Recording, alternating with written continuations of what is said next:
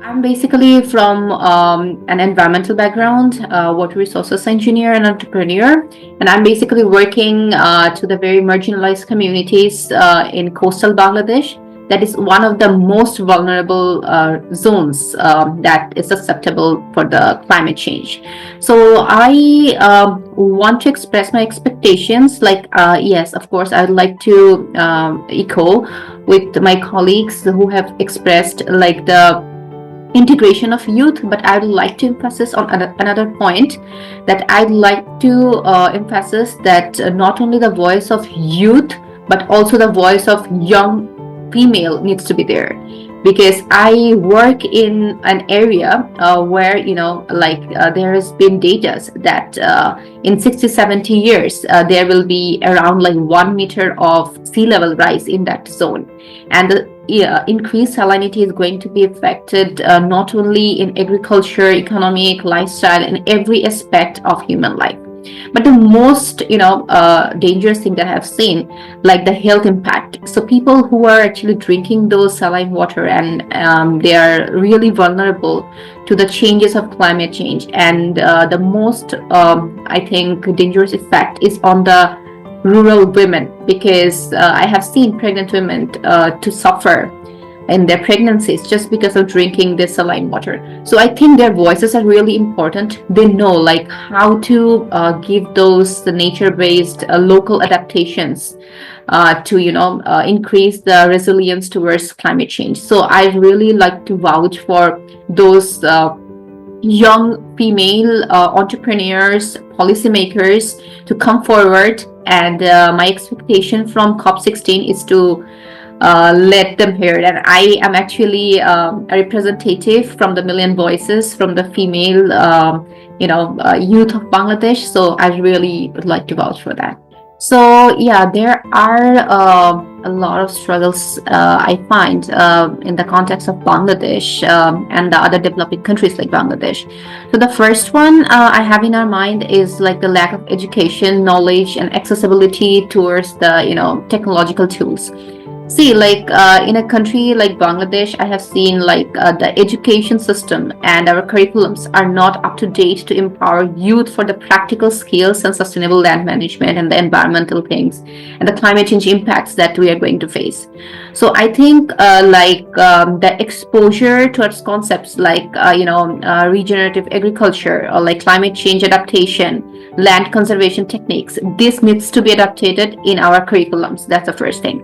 And the second thing, that's something I feel very connected to my heart, is like that we all are talking about like AI tools and like groundbreaking technologies, but understand one thing, like the area that I come from, they have very limited access of internet at the very first place. So we are not talking about them, because there are a very big community who don't have the access of this digital tool, and I find it as a digital divide from the developed country to the developing ones.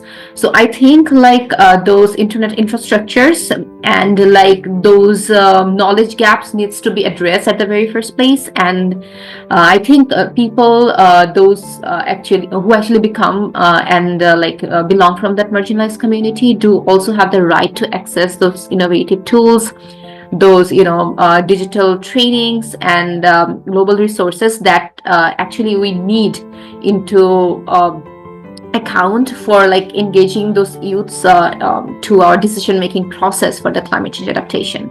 And the second thing that I always vouch for is like the socio cultural barriers that we actually face a lot in context of countries. Those have a little bit of conservativeness, so I guess that social and cultural norms and traditional practice often is a barrier for youth, and especially for women, to come forward and participate in active sustainable land management and climate action.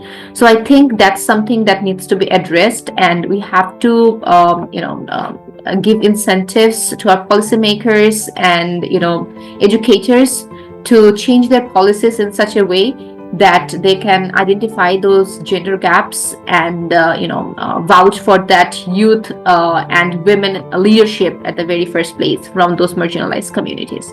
So yeah, these are the 2 points, like the access of education and to get it adopted as per the need of our climate change scenario, and like the socioeconomic and the socio-cultural barriers, especially for women, are the two struggles that I find in the context of Bangladesh and other countries like Bangladesh. As an water entrepreneur, I have worked closely with the marginalized communities in Bangladesh who are kind of the worst sufferer of climate change.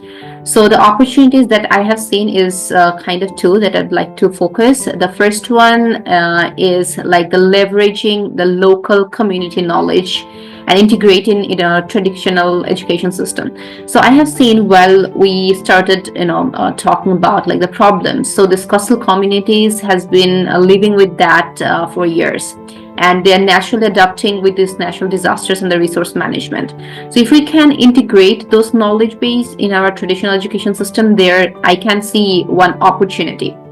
And the second thing is like harnessing the power of technology. Like we have a lot of digital tools right now, like AI, GIS, drones, and etc.